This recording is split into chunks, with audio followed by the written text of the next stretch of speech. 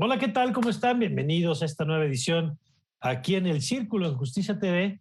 Y hoy vamos a platicar de las trabajadoras, las personas que trabajan en el hogar, eh, de las circunstancias, las condiciones, que el marco legal y todo lo que está alrededor de este tema. Y para eso déjenme saludar a Ana Laura Aquino Gaspar, promotora de los derechos de las personas trabajadoras del hogar. ¿Qué tal, Ana Laura?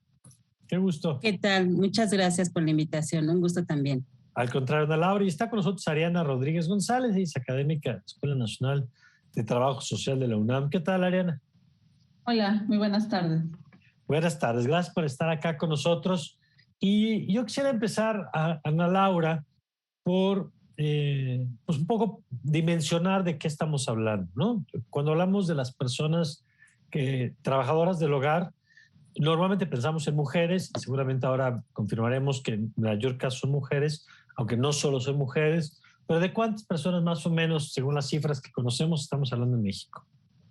Gracias. Sí, pues se dice que somos 128 millones de personas en México, ¿no? En este país. Entonces, de esa cantidad somos 2.2 millones de personas trabajadoras del hogar a nivel nacional. Entre estas podemos contar que somos mujeres, indígenas, hombres, de todos orígenes, ¿no? También compañeras que vienen de otros países. Y de esta cantidad somos el 95% mujeres y el resto son hombres. Ok, entonces, perdón, la cifra primera que nos dio, ¿cuántas? De los 128, ¿cuántas personas? 2.3 millones de trabajadoras del hogar. Ok, y yo empezaría también por ahí, Ariana, porque ese es un dato en donde me parece que ese es uno de los sectores de población con una cantidad muy importante de millones de personas, como nos acaba de decir Ana Laura, pero que hemos minimizado, ¿no? Históricamente no le hemos dado la proporción, la dimensión que tiene. Sí, coincido mucho contigo, Mario. Es importante contextualizar el contexto de las trabajadoras, de las personas trabajadoras del hogar. Es importante entender que esta es una actividad que tradicionalmente nos han enseñado que las mujeres somos las responsables de las actividades domésticas dentro de los hogares. Entonces, al considerar a estas personas o al contratar personas trabajadoras del hogar, hay un estigma muy importante hacia esta profesión, ya que consideramos, como nos han enseñado desde pequeñas, desde pequeños, que es algo natural que las mujeres tendríamos que desarrollar. Entonces, el pagar por esos servicios es donde hay un estigma muy fuerte. Creo que sin duda es un punto importante que tenemos que seguir trabajando en colectivo. Cómo poder quitar ese estigma para realmente valorar ese trabajo que se está haciendo. Y en ese proceso, Ana Laura, primero, coincido plenamente con lo dicho con Ariana, pareciera que pensamos que para lavar un plato se necesita que viene en el cromosoma, ¿no? Así de absurdo, pero así hemos sido educados muchas veces y hemos reproducido estas visiones terribles, pero que las tenemos a veces muy interiorizadas. Y en este tema, Ana Laura, quizá es también donde se ha reflejado, así como hablábamos ahora de cómo se ha minimizado, es también donde se han reflejado muchos problemas sociales, ¿no?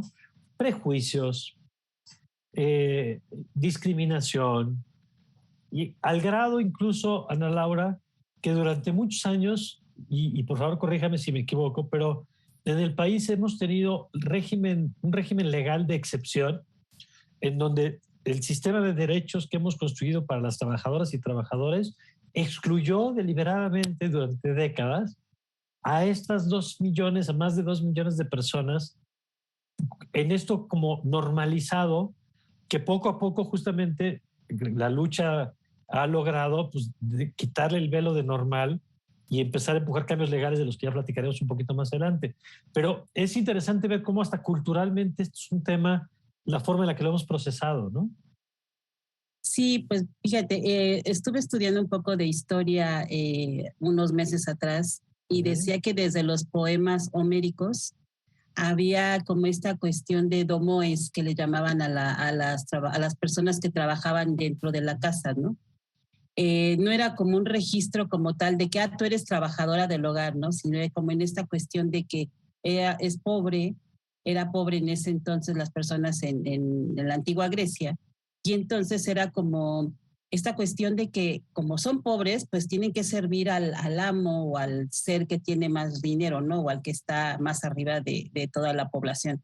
Entonces, en esta cuestión como jerárquica, clasista, machista, porque pues los hombres son para traer y para proveer como jefes de familia, y las mujeres somos las que, pues, desde esta etiqueta, como bien lo decía Ariana, que es como de que somos las mujeres las que criamos a los hijos, las que damos a luz a los hijos, somos las que tenemos que permanecer con ese cuidado en general. Y cuidado desde la casa, desde la educación, desde amamantarlo, desde llevarlo a la escuela, desde ya de grandes igual, hacerles de comer, planchar, lavar y todo esto, ¿no? Toda esta cuestión, este ejercicio del cuidado nunca recae en una pareja o en una familia, ¿no? Sino recae solamente en el género de la mujer. Y sí, efectivamente, como es una cuestión que también pues nosotras desafortunadamente como mujeres traemos aprendida, pues es un ejercicio que como mujeres podemos hacer el día de mañana afuera en una casa prestando para una familia, pues el trabajo doméstico. Y como ya venimos con esta situación de que no es reconocido o no es remunerado dentro de un hogar porque lo estoy haciendo para mi familia, pues obviamente tampoco se reconoce allá afuera como un trabajo que genera ingreso y con el cual se tiene que pagar un salario digno. De acuerdo. Y es interesante, yo quisiera, Ariana, revisar esto que apuntaban a Laura, que nos daba esta referencia histórica.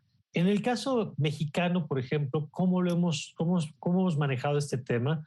Yo recuerdo, por ejemplo, el tema del convenio de la OIT, que llevó a movilizaciones durante varios años, incluso por varios sexenios, o sea, diferentes gobiernos, digamos, administraciones, con este tema. ¿Cómo lo hemos procesado legalmente? Así que empezamos por ahí, porque vale la pena, creo que, recordar un poquito del camino que hemos recorrido. Sí, claro. Sin duda creo que coincido con Ana Laura sobre lo que se ha logrado tiene que ver mucho con personas como Ana Laura, ¿no? Promotoras de derechos humanos en torno a las personas trabajadoras. Creo que ha sido un proceso largo, difícil y que todavía continúa, ¿no? Presenta muchísimos retos. Si bien decías tú que con el convenio 189 de la OIT eso es algo importante que México recientemente lo acaba de firmar para poderlo llevar a cabo, sin duda representan muchos retos, ¿no? Simplemente el tema de, en el 2019 se incorpora a la Ley Federal del Trabajo esta lógica o esta cuestión de lo que se hace a través de la reforma para otorgar los derechos laborales a este grupo de trabajadores, trabajadoras del hogar, que ha sido complejo, ¿no? Que finalmente costó, como decías tú, el proceso histórico ha sido complejo, pero creo que se ha logrado un avance importante, pero aquí sí tenemos un gran reto. Una cosa es que lo tengamos establecido en las leyes, que México haya firmado este convenio. Otra cosa es llevarlo a la marcha. Creo que esto sí es muy, muy importante discutirlo y responde a esta parte de este gran estigma que hay hacia este sector específico. Creo que podemos estar muy adelantados en el tema de legislación que, bueno, hay que reconocer que en menos siglo XXI y apenas estamos como empezando a incorporar o a conceder estos derechos, es algo que ha sido complejo, pero creo que tenemos que seguir trabajando y tenemos mucho, más adelante lo podemos comentar un poco, sobre qué acciones hacer en torno para que estas leyes realmente se apliquen, porque tenemos dos cuestiones importantes. Por un lado, que las personas trabajadoras, algunas o muchos, no reconocen o no tienen el conocimiento de esos derechos y esas obligaciones que tendrían sus empleadores, empleadoras y también ellas sus derechos. Entonces creo que tenemos que trabajar por ese lado y uno de los puntos importantes, pues que tenemos que conocer la legislación. Eso sin duda creo que es algo importante. De acuerdo absolutamente. Y además en esto que apunta Ariana me parece fundamental, que en este tema como en otros no bastan los cambios legales, tiene que ir de la mano del cambio cultural y que son procesos complejos, ¿no? Que hay veces que el cambio cultural se produce primero y después lo legal, hay veces que primero viene lo legal y luego con empujones hay que irlo bajando a que lo incorporemos y lo adoptemos. Ana Laura, en la parte legal, por ejemplo, ¿en dónde estamos parados hoy como país? Con tanto la legislación, el tratado que hagamos referencia ahora, como el propio marco legal, leyes laborales. ¿Cuál es el punto donde hoy nos encontramos en México? Sí, sin duda, como lo mencionaban, hemos estado en un avance total de derechos, de reconocimiento de derechos, pero más por parte del Estado, ¿no? De manera legislativa. Pero como bien lo dice Ariana, en la práctica, esta práctica no es una costumbre, ¿no? Sino la costumbre es la explotación y la discriminación hacia las trabajadoras del hogar. Entonces, quitarte esa costumbre o erradicar esa discriminación, pues cuesta mucho. Y no basta con solo la voluntad política, que en este caso son las reformas a las leyes o la inclusión o la no discriminación para las trabajadoras del hogar en ellas, ¿no? Sino que también hace partícipe a la sociedad y en este sentido, pues que tengan que reconocer a las trabajadoras del hogar, primero que como que ejercen un trabajo y que son sujetas de derechos laborales, porque lo que siempre pasa es que nos adhieren nuestras obligaciones, ¿no? Cuando entras a una casa, lo primero que te dicen son ellas, las que te las mencionan, y nunca te mencionan cuáles son tus derechos, ¿no? Y cuando tú los defiendes como trabajadora del hogar, lo que dicen es que aquí en esta casa no se da eso porque no es una fábrica. Entonces, quitarse esa visión de que solamente las empresas otorgan derechos, sino que el espacio que se preste como un centro de trabajo donde haya una parte de empleador, empleadora y una trabajador o trabajadora, ya se convierte en un centro de trabajo por el cual va ligado con derechos y obligaciones. Entonces, esta cuestión de verlo como un centro de trabajo, pues es lo que nos falta hacer, que la parte política enfatice esa parte, ¿no? Que también haga una cuestión del seguimiento a la inspección laboral, que ahora con las nuevas reformas y los nuevos cambios de las juntas locales y todo esto, pues sí quedaron como en el limbo la inspección laboral en general, ¿no? Que también ahora lo que debe de incluir es muy importante para las trabajadoras del hogar que haya esta inspección para poder vigilar que realmente se están respetando sus derechos laborales, pero sobre todo que haya un contrato. Esto es lo que también nos falta en la legislación, ¿no? Nos hablan de un contrato dentro de la reforma laboral, pero no nos dicen qué tipo de contrato. O sea, no especifican, no hay una secretaría, una instancia en la cual uno pueda recurrir. Compañeras que no conocen las organizaciones que tenemos propuestas de contratos, pero no son legales. O sea, en ese sentido no podemos aplicar como de llévalo a la junta local o bueno, como ahora se llama, llévalo y regístralo, ¿no? Como una parte de participación de contrato que ya tienes con la empleadora. Hay con los contratos verbales son válidos, claro, pero muchas veces esta palabra que tenemos las trabajadoras del hogar no es reconocida, ¿no? Y necesitamos que esa situación cambie. Entonces, ¿qué necesitamos? Pues de manera legal que haya un contrato, de manera legal que haya inspección laboral y de manera legal, pues que siguen diciendo que tienen una deuda pendiente y las deudas pues no se pagan a plazos. Nosotros no la queremos a plazos. Nosotros tenemos toda la vida discriminadas de la ley.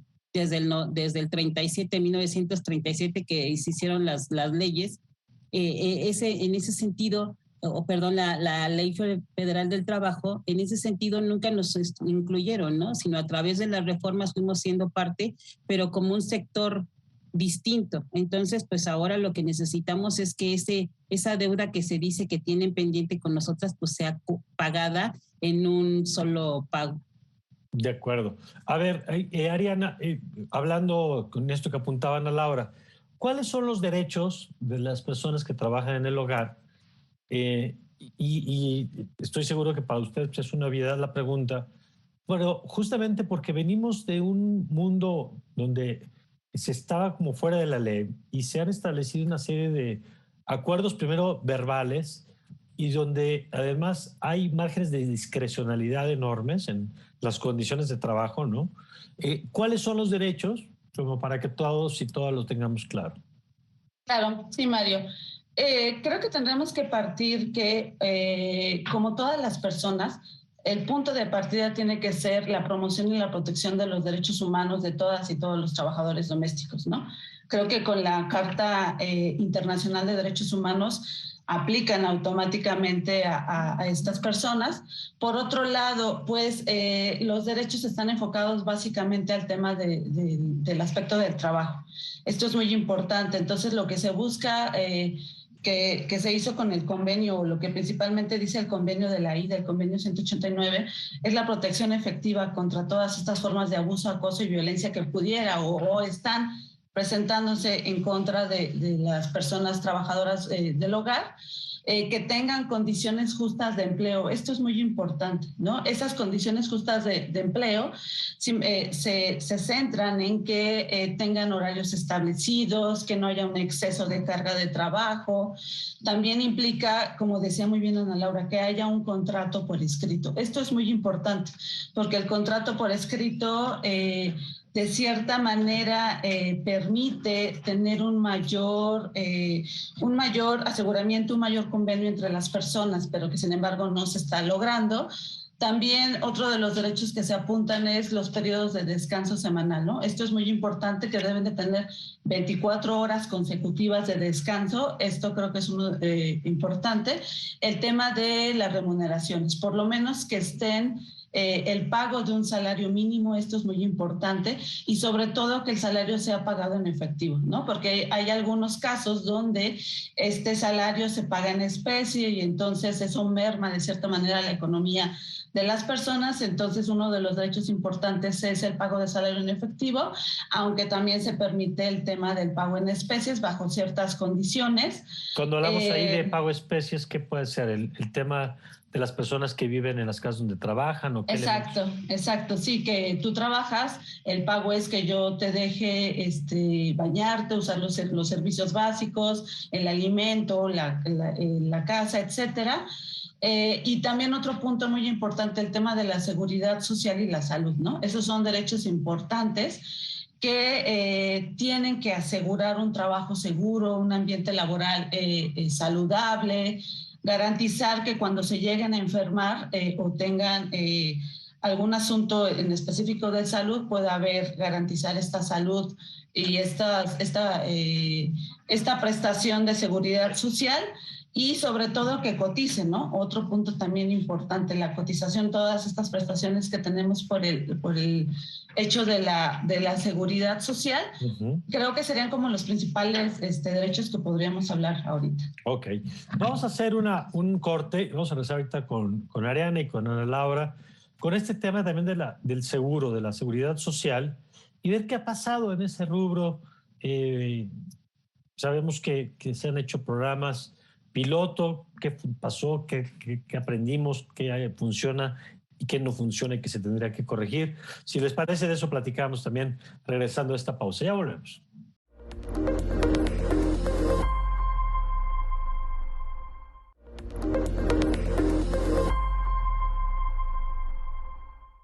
Bueno, estamos de regreso y Ana Laura, yo quisiera retomar esto que decíamos antes de la pausa, el tema de la seguridad social. Ya nos decía usted que las leyes laborales pues, excluyeron a este segmento de la población durante muchos años y justamente pues, les quitaron derechos en términos de la seguridad social.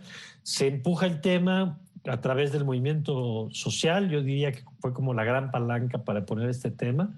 Encontraron eco de pronto en algunas instituciones, no libre de resistencias, hay que decirlo. Y se lanza por parte del Seguro Social un programa piloto hace algún tiempo. ¿Qué pasó con eso? ¿Sigue, no sigue? ¿Ya terminó y ya tenemos? Porque me parece que es un tema que no se termina por conocer del todo entre el resto de la población. ¿En dónde estamos con eso, Ana Laura? Bueno, hasta donde yo lo conozco, porque no es un tema abierto al público en general, o sea, es un tema que solamente las organizaciones que tienen acceso a la convocatoria, por así decirlo, de las instancias que corresponde, pues es que estamos en una segunda fase, que ya hubo un informe en el cual dicen que pues que sí ha sido muy complejo y que ha habido muchos avances en el sentido de muchas afiliaciones a compañeras trabajadoras del hogar, pero pues a mí no me hace, ¿cómo se llama?, sentido lo que se dice porque, por ejemplo, yo de 10 compañeras trabajadoras del hogar que conozco, una de ellas tiene seguridad social.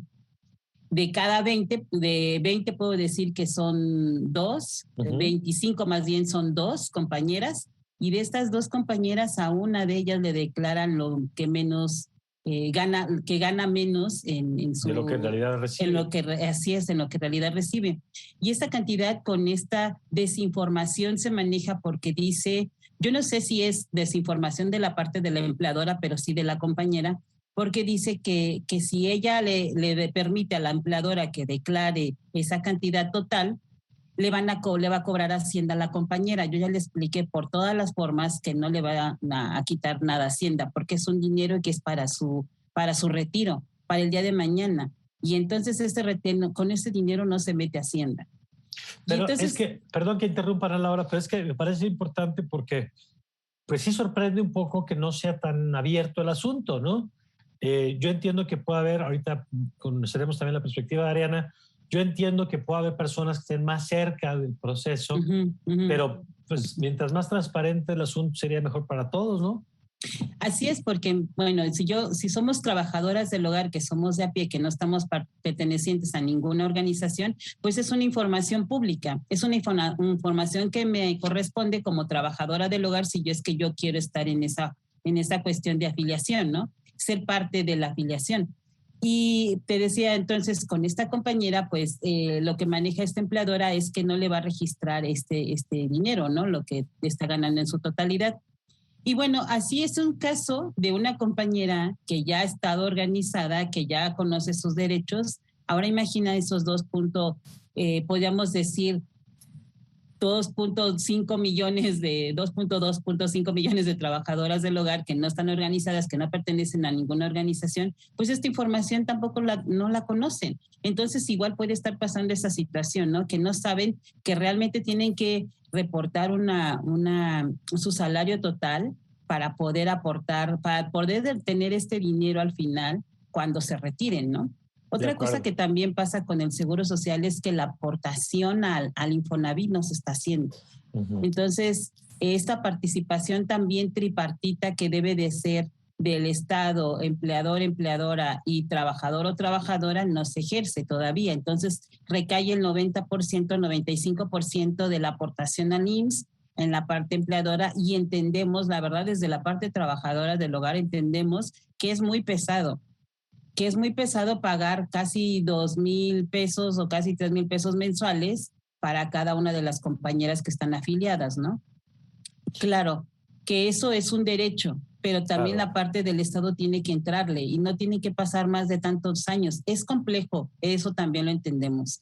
El estar afiliando a cada una de las trabajadoras cuando tenemos diferentes empleadores o empleadoras, estarlas afiliando a cada una y estar reportando estas cantidades luego que no resultan reales.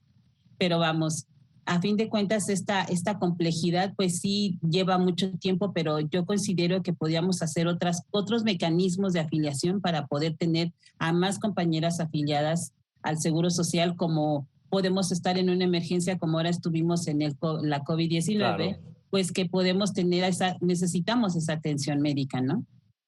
Y además, bien lo dice Ana Laura, la complejidad que es real no debería ser razón suficiente para que no se cumpla, ¿no?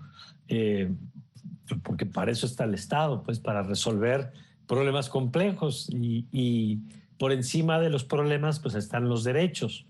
En este caso, Ariana, ¿qué es lo que establece? Bueno, primero, no sé si quiera decirnos algo de este programa piloto, de lo que usted conoce, pero segundo, ¿qué establece el marco legal hoy? Porque, por ejemplo, y si estoy equivocado, por favor, corríjame, pero entiendo que se abrió también esta posibilidad de inscripción en el seguro, pero que es una modalidad de inscripción diferente, por ejemplo, al que puede tener una persona en una empresa o en una fábrica, donde, por ejemplo, yo he escuchado quien dice, no, porque si la trabajadora del hogar se inscribe, yo tendría que pagar las cuotas de todos los años que ha estado trabajando aquí y que no estuvo afiliada, cosa que hasta donde yo sé no ocurre así. No, porque entonces tendría que pagar el conjunto de prestaciones de un trabajador como el Infonavit y otros, cuando entiendo que no necesariamente es así. Incluso entiendo y que no está necesariamente considerando, lo cual no es una virtud, sino es un problema, pero creo que así está, el tema de la pensión, sino que hay modalidades que lo que te permiten es la cobertura de los servicios de salud, que no es poca cosa. Justamente ahorita recordaba Ana Laura, siempre, pero en temas de COVID, por ejemplo, se hace más evidente, pero que no necesariamente el componente de los servicios de salud incluye el tema de la pensión. Entonces, es complejo, Ariana, ¿dónde estamos parados? A lo mejor yo estoy el que está hecho bolas. Si nos puede ayudar a aclararlo, por favor. Sí, bueno, este programa, es importante señalar que este programa piloto que han iniciado, creo que coincido mucho con Ana Laura que no está teniendo el alcance que tendría que tener, ¿no? Por ejemplo, por un lado, el IMSS reporta que, de acuerdo a sus cifras, solamente el 1.52%, casi 2%, se han afiliado al seguro. O sea, esto es algo importante, ¿no? O sea, de ese gran universo, el 1.5 o el 2%, porque esto es importante, varían los datos, ¿no? Sí hay una contradicción como importante, o sea, no se ponen como de acuerdo, varía este porcentaje, entonces eso es preocupante. Y hay un informe que salió en marzo del 2021 sobre esta situación de los derechos de las personas trabajadoras del hogar, pero específicamente de la Ciudad de México, que lo llevó a cabo la COPRED, y señalaba que, bueno, las personas entrevistadas, el 90% señalan que no han sido inscritas. Entonces, ahí varía como los porcentajes, pero es importante también tener esta mirada desde la Ciudad de México. Entonces, creo que coincido con que es un problema complejo, que implica responsabilidad importante del Estado, pero también responsabilidad importante de las empleadoras y los empleadores, ¿no? Creo que esos son dos rubros importantes que tenemos que seguir trabajando. Y en cuanto a la segunda parte de qué cubre, sí, hay una gran confusión, hay una gran, algunas confusiones, incluso creo yo, no sé si peco o no, que algunas personas empleadoras utilizan este desconocimiento que tienen las propias personas trabajadoras del hogar para no afiliarlas y no llevar todo este proceso, que algunos dicen que es muy engorroso, otros dicen que no, pero también he tenido casos cercanos que sí han logrado inscribir a las personas al Seguro Social y dicen que es algo muy sencillo. Pero que sí, sin duda, no estás bien en lo que decías, Mario, en el tema de que no les van a cobrar de más. No es que tengan que, lo que decía Ana Laura, que les causen problemas a las personas trabajadoras del hogar.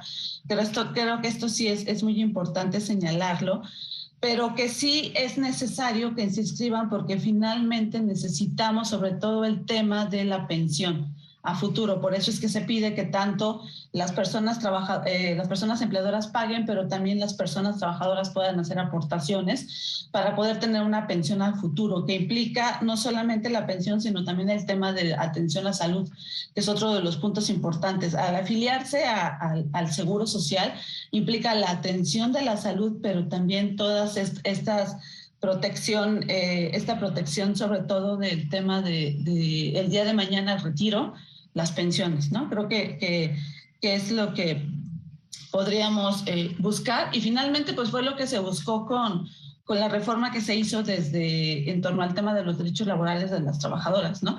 Porque finalmente antes no estaba esta opción y eran personas, eran informales, no se respetaban los derechos y sobre todo en específico pensando en el tema de la seguridad social.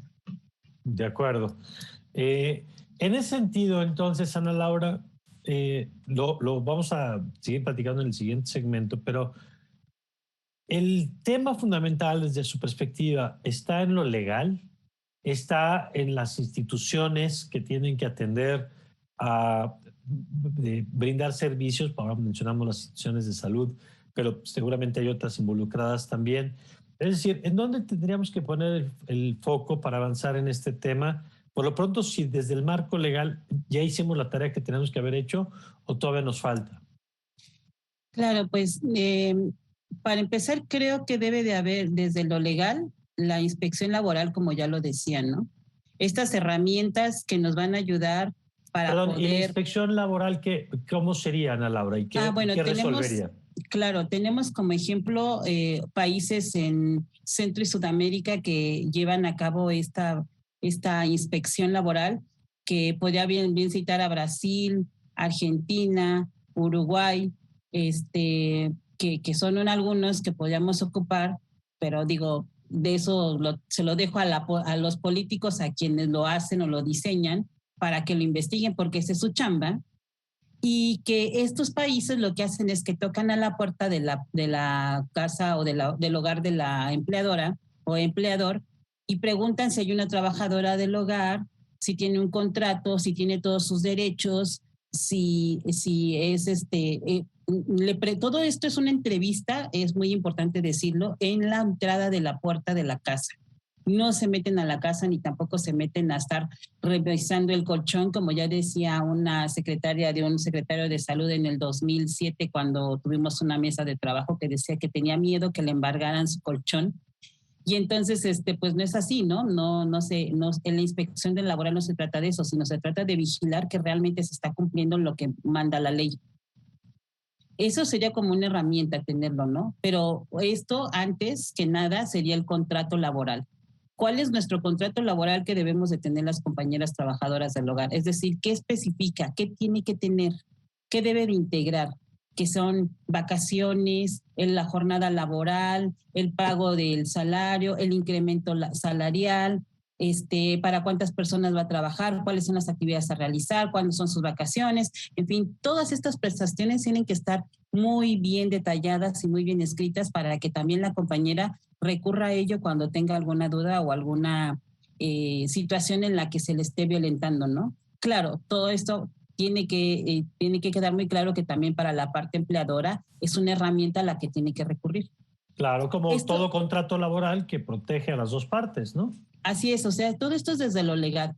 Y desde lo legal también tiene que haber una participación obligatoria para la parte empleadora.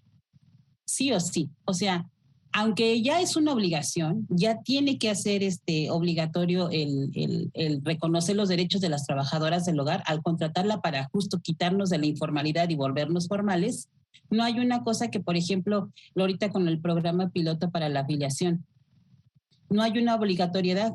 Entonces lo que hace es una voluntad social, una voluntad de la parte empleadora, que la verdad es que esas voluntades son las que tenemos que agradecer de alguna forma, porque sí, efectivamente, estas voluntades algunas son más que otras, pero no podemos dejar a toda voluntad. Claro. Tiene que entrar en esta obligación para poder reconocer los derechos de las personas trabajadoras del hogar. Y entonces claro, desde ahí también tiene que entrar lo legal.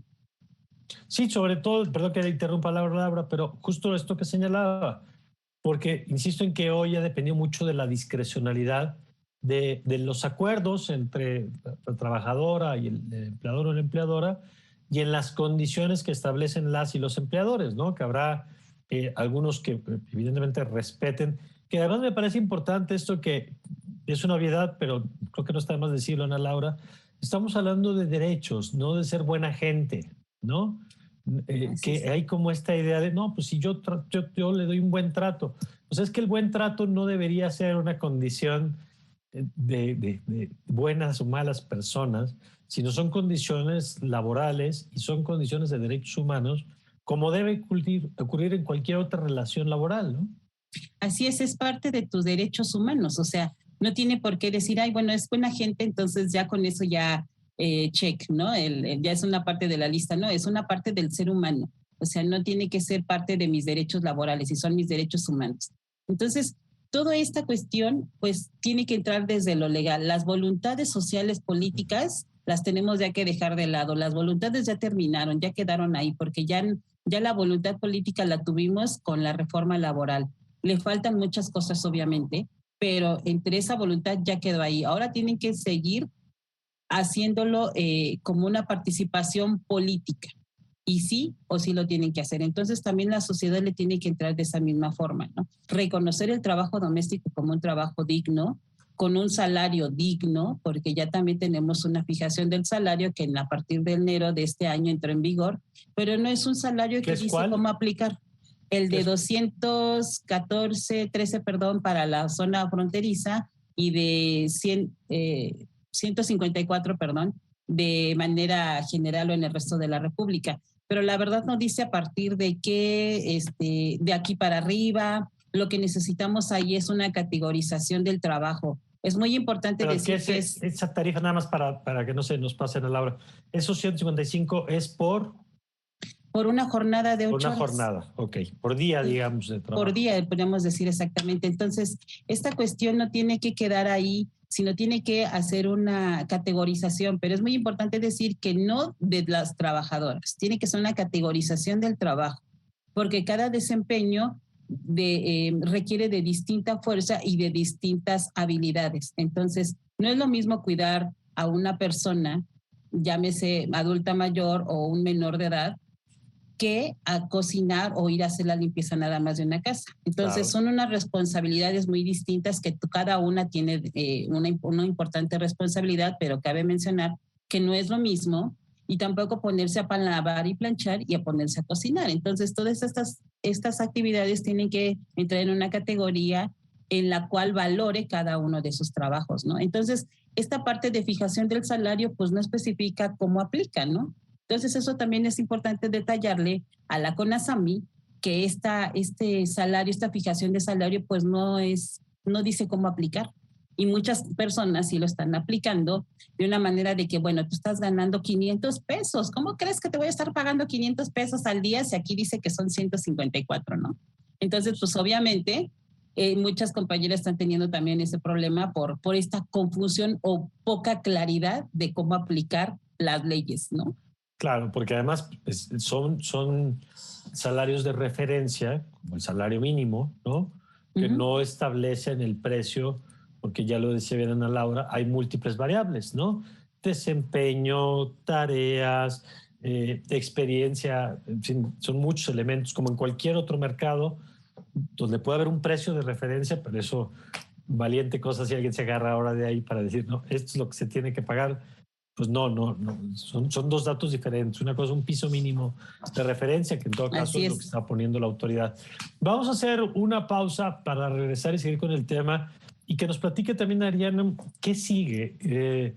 Ya nos han hablado parte del marco legal, ya decía Ana Laura con toda razón, ya pasamos el tiempo de la buena voluntad para empezar el tema de pues, vamos a hacerlo y que sea obligatorio y que no dependa de quién sí, quién no.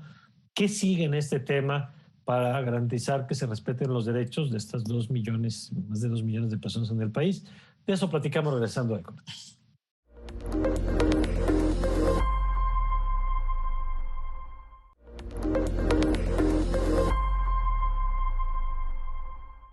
Estamos de vuelta y Ariana Rodríguez, ¿qué sigue, digamos, justamente para empujar esta agenda de derechos de la que hemos estado platicando a lo largo de este programa? ¿Qué sigue desde su perspectiva en lo legal, en las instituciones y ahorita platicaremos también en la parte cultural?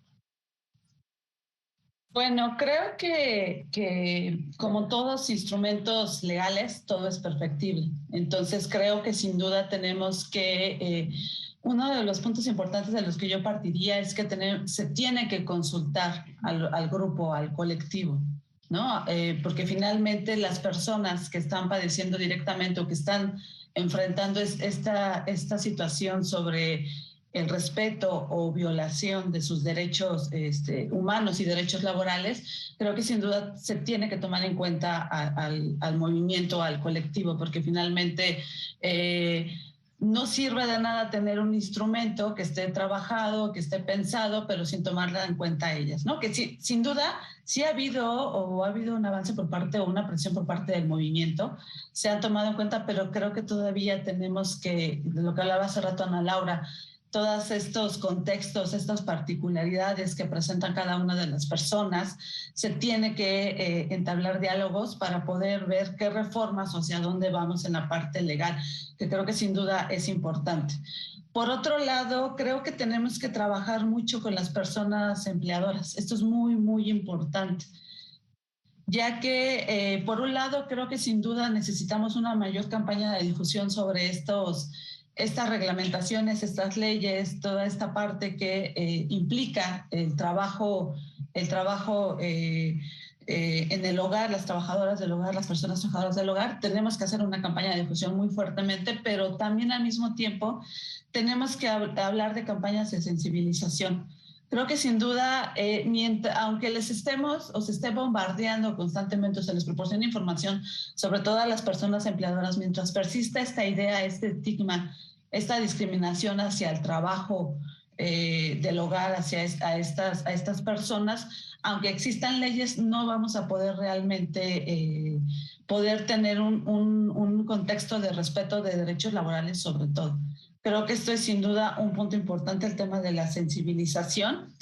Y también por ahí había algunas encuestas que les preguntaban hace rato yo comentaba la encuesta de la COPRED en la Ciudad de México, y uno de los puntos que señalaban las personas encuestadas es que necesitan, sí, condiciones laborales importantes, condiciones higiénicas, pero también hablaban por ahí que necesitan la garantía de una salud mental. Ya que ahorita en el contexto del COVID-19 se ha visto impactada fuertemente, entonces creo que también por ahí tendríamos que trabajar un poco. Y en el ámbito cultural, sin duda, eso es importantísimo. Mientras sigamos considerando que esta actividad es algo natural que se nos da a las mujeres y vemos las estadísticas que la mayoría de estas personas son mujeres, entonces va a continuar esta parte de la discriminación. De acuerdo. Ana Laura, yo quisiera conocer su perspectiva sobre esto, sobre los siguientes pasos que se tendrían que estar dando. A ver cómo lo ve, y ahorita le quisiera preguntar sobre una cosa en específico, pero por lo pronto su impresión general sobre cómo avanzar en estos temas. Bueno, es un poco difícil decirlo porque si bien tengo casi 20 años de manera participativa, organizativa y activa, ¿cómo se llama? Las campañas de sensibilización, si de alguna forma nos han ayudado, han sido más como para aliarnos con otras organizaciones. Ha empatizado más con otras organizaciones de la sociedad civil que han sido las que han estado trabajando de la mano con nosotros de alguna forma, ¿no? Pero a la sociedad muy difícilmente se le puede pues llegar como con estas campañas. Bueno, por lo que ha sido mi experiencia en todos estos años, ¿no? Quizá ahorita porque ya estamos en otro siglo, si hablamos de 10 años antes, 11 años antes, pues sí ya es otro siglo, igual ya han cambiado las mentalidades o las perspectivas. ¿Y por qué, Ana Laura? ¿Por qué, a qué atribuye, digamos, usted estas resistencias? Pues yo creo más bien es esto, como ya lo decía Ariana, ¿no? Que es una cosa cultural. Desafortunadamente esta cuestión de desarraigar el trabajo doméstico del género femenino, pues sí ha sido como muy difícil, ¿no? Incluso en las nuevas, ¿cómo se llama? Formaciones de familias, en las nuevas parejas que se forman incluso, pues sigue habiendo esta cuestión de separar con que tú eres de la casa, tienes una jornada como mujer, pero tienes que llegar a hacer la limpieza, ¿no? O hacer de comer. Y llega el esposo y que si llega tarde porque se tuvo distracción con los amigos, lo que fuera, el fin de semana, el fútbol, etcétera, etcétera. Entonces estas prácticas sociales que de alguna forma somos distintivos como México, pero vamos, no tienen que seguir en la práctica, tienen que ser otras formas, estas nuevas masculinidades como ahora se hablan, ¿no? Que tienen que ser parte de un trabajo integral que requiere la familia. Entonces, yo creo que esa parte no lo hemos quitado. Y la parte, Ana Laura, porque ahora aborda usted un tema fundamental, que es este de género, ¿no? De prejuicios, estereotipos y como machismo, dice usted, y con toda razón. Y el tema del clasismo, porque también me parece que ahí está, ya lo han mencionado ustedes, pero que también es uno de los grandes obstáculos luego, ¿no? Pues sigue siéndolo, porque no ha habido esta desjerarquización, si podría decir esa es la palabra, que puede, que los pobres son pobres, ¿no? Y los ricos son los ricos, y de ahí en fuera ya nadie está intermedio, ¿no? Nadie se puede mezclar con nadie, no puede haber una relación, tanto incluso hasta de pareja, ¿no? Porque a mí me pasó en algún momento con alguien que decía, un académico, es que no encuentro alguna académica que quiera formalizar una familia, ¿no? Yo dije, ¿cómo? O sea, estás buscando una académica también. Dije, qué extraño, ¿no? Porque yo buscaría una persona. ¿no? Independientemente a un académico o académica, sí, claro, ¿no? Pero vamos, esta cuestión de una palabra muy mal dicha que no me gustaría repetirla, pero creo que es una cuestión que tengo que citarla para de alguna forma hacer la referencia, es de mejorar la raza, nos hace como discriminatorias a otras partes, ¿no?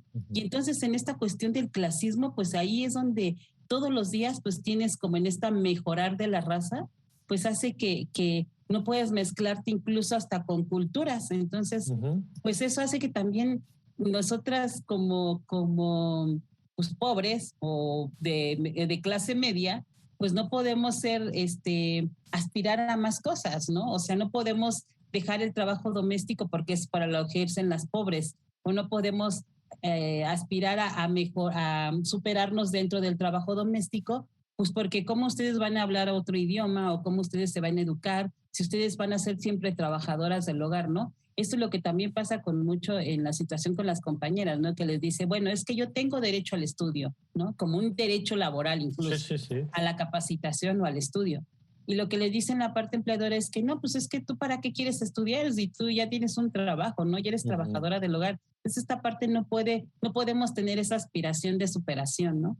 Y pues esta parte del clasismo desafortunadamente también es una cuestión que no es que yo la quiera ver como una cosa que nunca se va a quitar o nunca va a dejar de existir, pero desafortunadamente pues existe y no sé por cuánto existirá. Yo espero que no mucho para que podamos seguir teniendo una igualdad en el país, como bien claro, dicen. Claro, porque además yo agregaría nada más a esto que apuntan, que como todo construcción social no es una cosa de la naturaleza, ¿no? Y no todo el mundo es igual. En muchas otras sociedades, estas brechas que destacaba, estos prejuicios que apuntaban a Laura, pues se decía sociedades jerarquizadas, ¿no? Estas como, bueno, pues hay sociedades que son más horizontales, hay sociedades más igualitarias, en donde justamente el trabajo, pues es justamente una actividad y no un determinante del valor de una persona, ¿no? Como erróneamente a veces lo entendemos en México. Ariana, yo quisiera, siguiendo con esta lógica, ¿qué le toca a las instituciones públicas? Y pienso aquí desde el propio Poder Judicial, que por cierto ahora le va a tocar el Poder Judicial, por la reforma laboral, le toca ya resolver estos asuntos, ¿no? Esto que decía antes, Ana Laura, de pronto terminaban las juntas de conciliación y esto, pues ahora vamos a tener, ¿no? Tribunales laborales especializados para resolver disputas justamente laborales y estas seguramente llegarán también. ¿Cómo ve esta parte de las instituciones? ¿A quién le toca? ¿A quién hay que ponerle la mirada encima como para avanzar en esto? Creo que sin duda el Estado con todas las instituciones tiene un papel importante en poder asegurar el cumplimiento de los convenios y sobre todo de las reformas que se han hecho en específico en los últimos años, que son muy, muy recientes, ¿no? Hablamos de 2019, hablamos de estos programas pilotos del 2020, entonces creo que sin duda a nivel institucional se tendría que trabajar en los diferentes niveles, ¿no? Por un lado, la Secretaría de Trabajo, sin duda, es uno de los puntos importantes. También en la parte legislativa tenemos que seguir viendo qué reformas se tendrían que poner a lo ya establecido para que realmente pueda tener una obligación. Digo, aunque ya está la obligación, pero sin duda no se está haciendo, ¿no? Necesitamos todavía trabajar más. En Seguro Social, el IMSS creo que sin duda tiene que ya...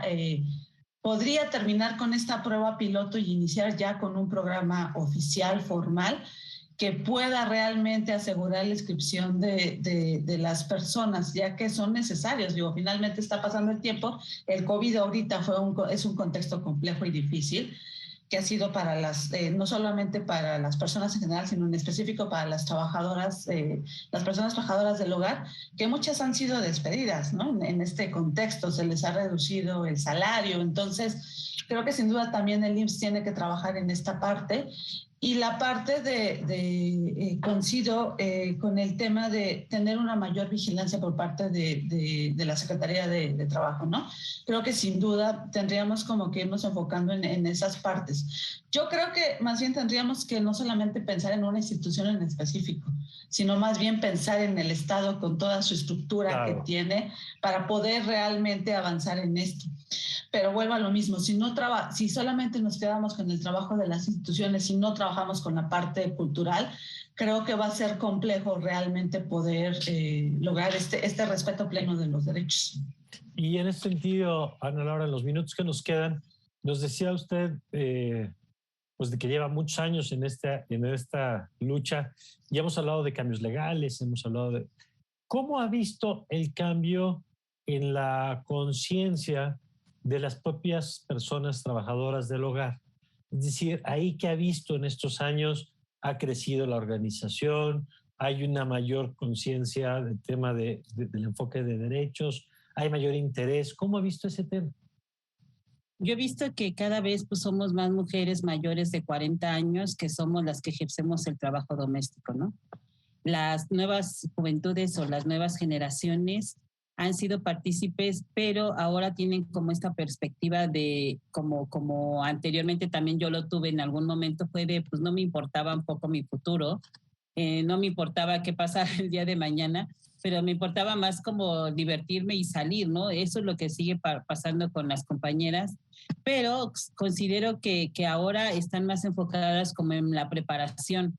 Es decir, buscan como en qué capacitarse en las certificaciones ahora que varias organizaciones y movimientos están dando del trabajo doméstico, en capacitarse en otros trabajos, en estudiar en línea, en fin, como esta parte de seguir en crecimiento o en adquirir otros conocimientos sin dejar de lado el trabajo doméstico. También lo que veo que ahora con las compañeras que son ya mayores de 40 es que sí están más preocupadas por su futuro cercano de retiro, ¿no? Su futuro de que qué va a pasar el día de mañana si ellas llegan a tener esta edad que ya no pueden trabajar y esta fuerza que ya no les va a dar igual en cantidad como ahora. Pues, ¿qué va a ser de ellas, no? Algunas compañeras que son de otros países, pues dicen, yo aquí si no tengo ni familia, no tengo casa, no tengo nada, ¿no? ¿Qué me generaría regresarme a mi país de donde emigré, que puede ser Colombia o Venezuela, que son unas compañeras que conozco de por allá? Entonces, son estas cuestiones de que, pues, en qué contexto se encuentra también el país, ¿no? ¿Qué futuro pueden tener al regresar allá? Y entonces decidir quedarse aquí, pero sin ingresos, en fin. O sea, todas estas situaciones que no nada más ellas pasan, sino también las compañeras que vienen de otros estados de la República, pues hace que también piensen en ese futuro, ¿no? Entonces sí creo que están más enfocadas en pensar qué va a pasar en el día de mañana y en el exigir sus derechos. Pero pues en esta exigencia también tienen el miedo de perder el trabajo que pueden tener como a futuro, alguna prestación pues para que pueda tener este respaldo de su retiro, ¿no? Que no va a ser un retiro total pagado, sino algún apoyo que pudieran poder adquirir. De acuerdo.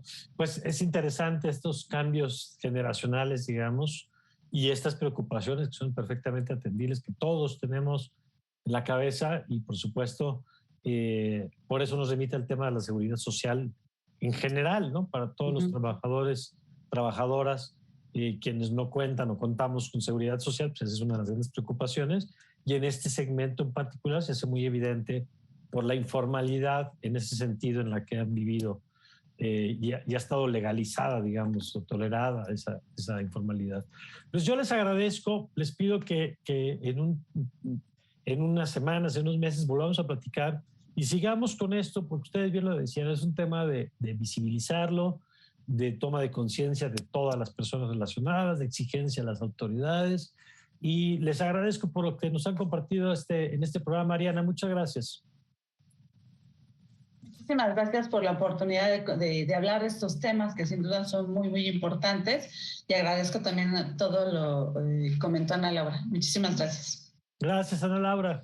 Al contrario, muchas gracias, Ariana, Mario. Y también quisiera, si me permites, decir a las compañeras que ahora que es en diciembre, que no se olviden de exigir su aguinaldo quienes trabajaron durante un año, la parte proporcional que les corresponde, ya sea por días que van en esa casa o porque tengan menos de un año, pero quienes ya tienen un año ahí trabajando son 15 días laborales, que pues en algún momento ya la Profedet incluso hace promoción de asesoría y acompañamiento para sacar esos estados, y que pues también su prima vacacional y su aguinaldo, ¿no? Su prima vacacional y vacaciones que les corresponde pues este fin de año, ¿no? Que si los bien toman casi la mayoría, pues que también recurran a él porque es una prestación, es un derecho que ellas tienen. Y pues sí, muchas gracias por la invitación, gracias por por este espacio y sobre todo pues por este tema que nos atañe a las mujeres y trabajadoras del hogar. Gracias. De acuerdo. Y destacar lo que apuntaba Ana Laura, no son privilegios, son derechos y como tales se tienen que respetar y que cumplir. Gracias, Ana Laura, gracias, Ariana, y gracias a usted por habernos acompañado en esta edición más de En el Círculo. Yo le invito a que continúe con nuestra promoción aquí en Justicia TV y nos vemos pronto en una nueva edición. Yo soy Mario Campos y le deseo, como siempre, que tenga usted un magnífico, pero un magnífico día.